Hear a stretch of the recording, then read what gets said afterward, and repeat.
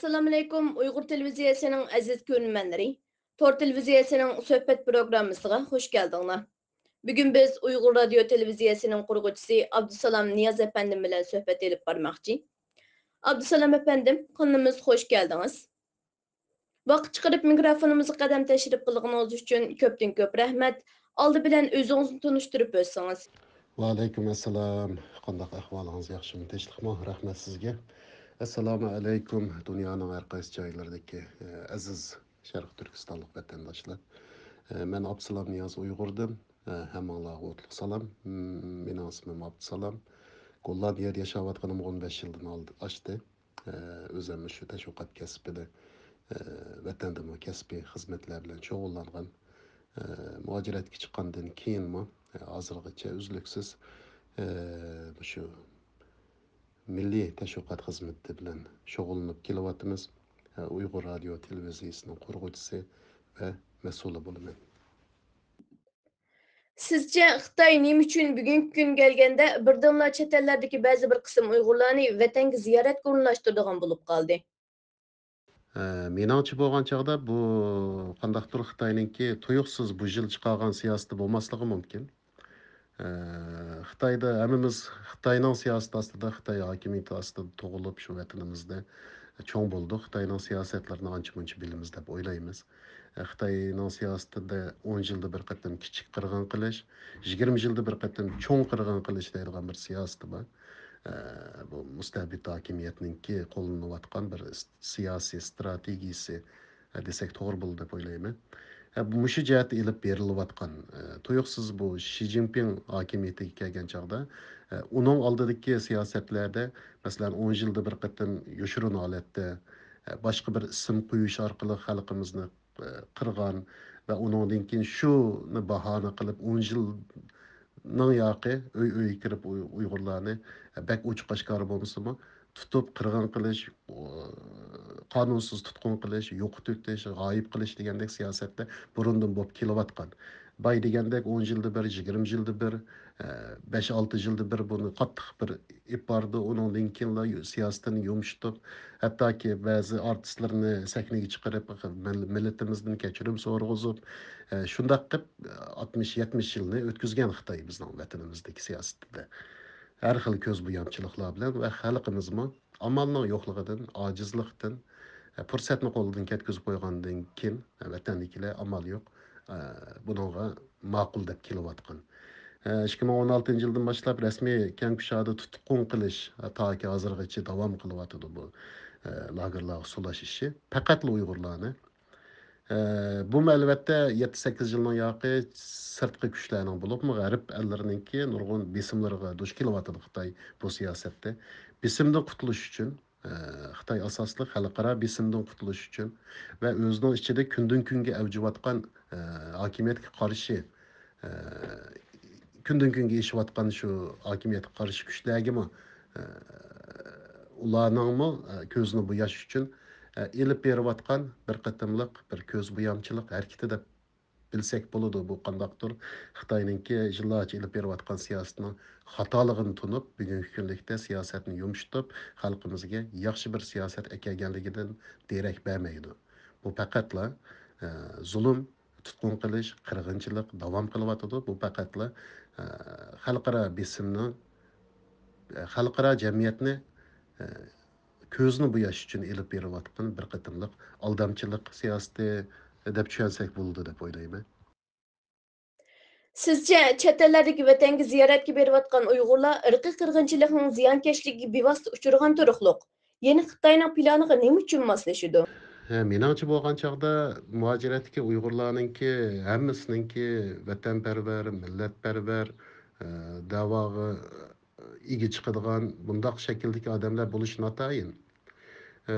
Menga masalan chet elga chiqqanim 15 yildan oshdi. 15 yilning yoqi chet elda nurg'un da'vogarlar bilan tanishdim, nurg'un vatanparvar, millatsuyar, isil odamlarimiz bilan tanishdim, suhbatda bo'ldim.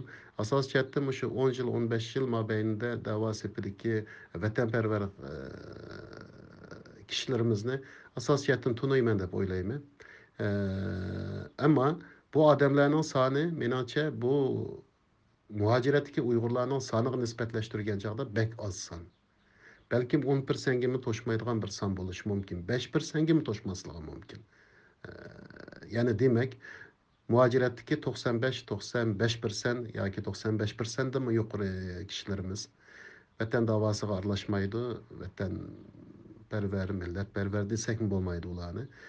Ailesiga ham sahip chiqadi, ailesiga ham ega chiqadi, ailesini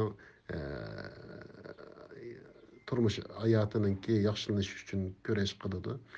Vatan millet dese, cemaat dese kaçıdığan adamlar. Mesela Gollandiyada nurgun Uygurlar var.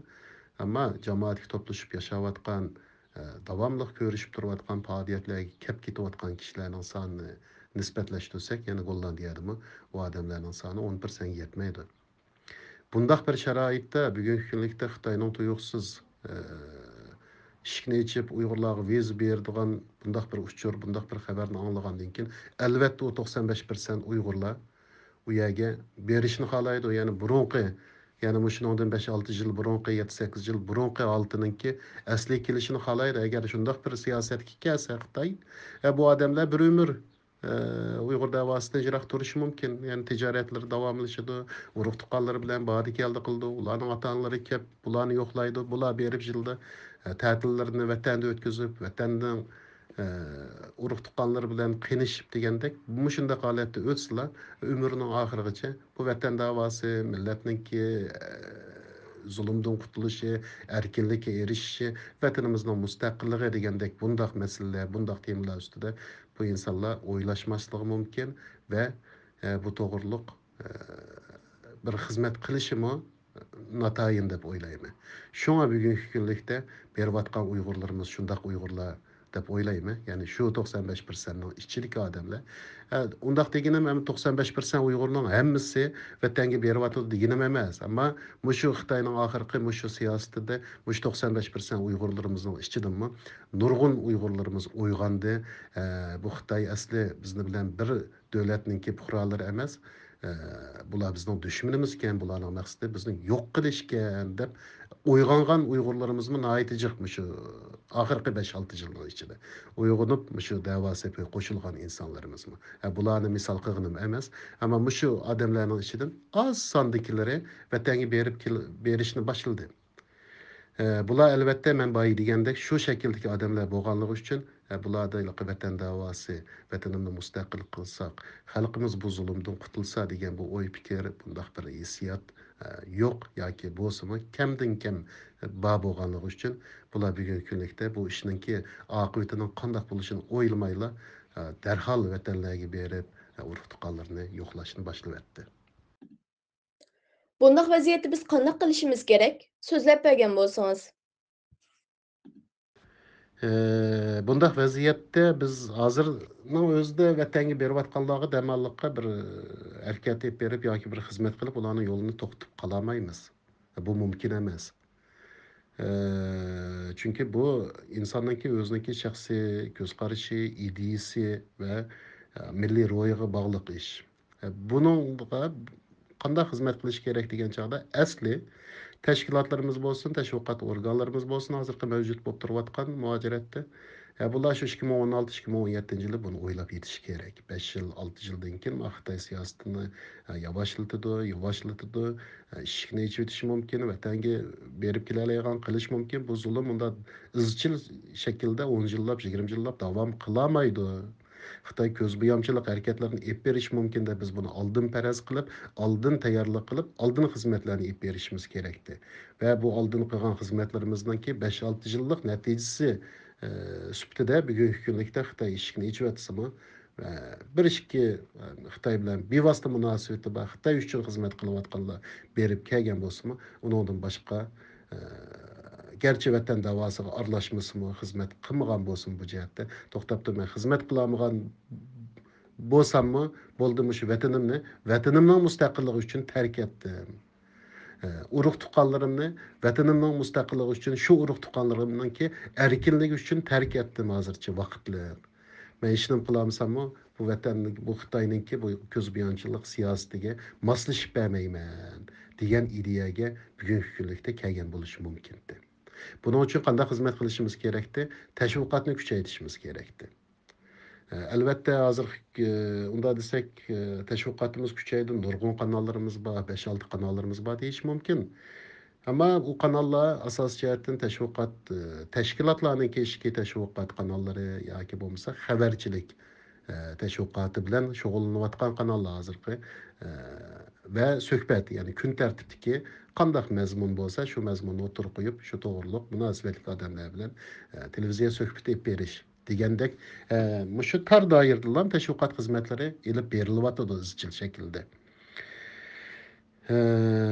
Bunun bilen biz bir məqsədkə təşviqatninki haqiqi küçünü cari qıldırıb bunun da bir məqsədkə yetəməyimiz. Təşviqat degen nait kən dairəgə kən dairəlik bir xizmət.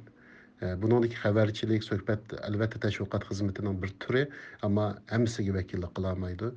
Təşviqatның nurgun türləri var. Məsələn, ədəbiyyat, sənət arqılıq təşviqat edib beriş, drama, teatr, epizod, etüd, qısqa film, köp qismliq film, kino yoki bo'lmasa tarjima film degandek mushularninki hammasining mujassamlashib izchil shaklda har kuni yangi film, yangi etüd, yangi drama degandek mush shaklda ilib berilgan chog'da bu xizmat undan keyin 5 yillab, 10 yillab bu izchil ilib berilgandan keyin onundan keyin şunun neticesinde, şunun terbiyesi, şu teşviqat gücünün terbiyesi aslında yetilgen 10 yıldan keyin şu izchil 10 yıl şu teşviqat bilen çoğ bolgan yoki bo'lmasa yaşagan adam 10 yıldan keyin onun ta'siriga uchrab shunda bir masalan bugungi kunlikdagidek Xitoy xalqlarning ko'zini bo'yash uchun viza berib vatanga berishni tavsiya qilyapsizmi? Bunga moslashib bermaydigan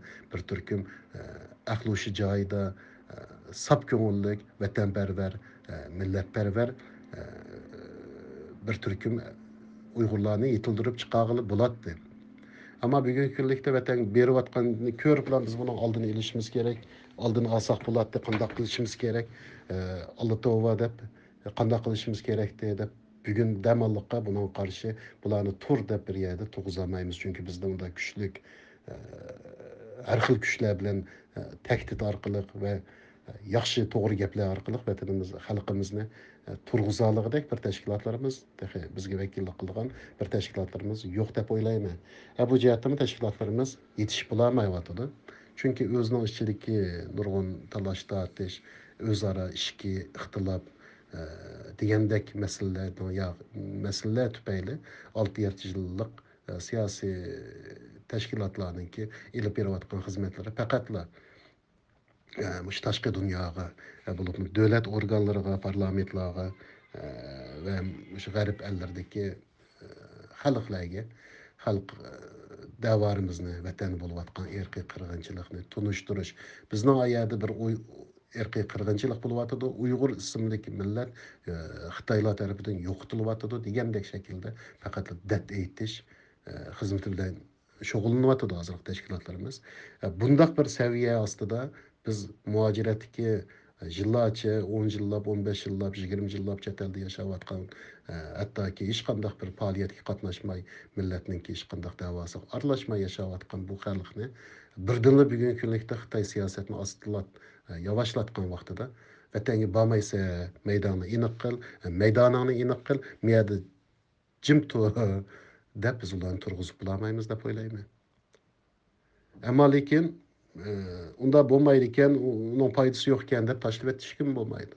Bugungi kunlikda berayotgan bo'lsa, biz bugungi kunlikda mushning ziyniga uchirgan bo'lsak, buni biz tajriba saboq qilib, bundan keyin bunun oldini olish va bunun kengayib ketishininki oldini olish va boyi degandek shu muaciratdagi hiliqi vatan davosiga aralashmaydigan 95% Uyg'urning hammasining vatanga berib kelgan mundaq bir sharoitninki paydo bo'lishininki oldini olish uchun hozirdan boshlab yana mayli tashviqot jihatdan bo'lsin, mayli boshqa siyosiy tashkilot, siyosiy faoliyatlarimizda bo'lsin, planli holatda xizmatimizni kuchlantirishimiz kerak, izchillashtirishimiz kerak. Shuningda izchil tura olsak shu xizmatlarimizda menimcha kelgusida vatanparvar xalqimizning sonini oshira olishimiz mumkin. Lekin bugungi kunlikda Hozirgi holimiz, hozirgi sharoitimizga qaragan chog'da biz vatan berayotganlarni to'sib qala olmaymiz. Balkim texmi bardiganlarning soni texmi ko'payib ketishi mumkin. Bu bir amaliyot, bu bir reallik. Buni oldimizga qo'yib yüzleşişimiz kerak bu reallik bilan. Bundaq sharoitning oldini qanday qilamiz? Bo'pti, bugungi kunlikda berayotganlar bosim bo'pti bularni biz millatning ichidan chiqarib o'taylik. Ammo bularga ergishib, bundan keyin bardiganlar texmi ko'payib ketishining oldini olaylik. Oldini olish uchun qanday qilishimiz kerak degan masalalar ustida ko'proq o'ylashib, bu jihatda ko'proq xizmat qilishimiz kerak deb o'ylayman. Söhbetimizni bu yerda oxirlashtiraylik. Oxirida Uyg'ur televiziyasiga vakolatan söhbetimizning yaxshi elib berilishi uchun kuch chiqargan Abdusalom efendimga rahmat aytaman. Ko'rinmanlarga sog' salomatlik tilayman.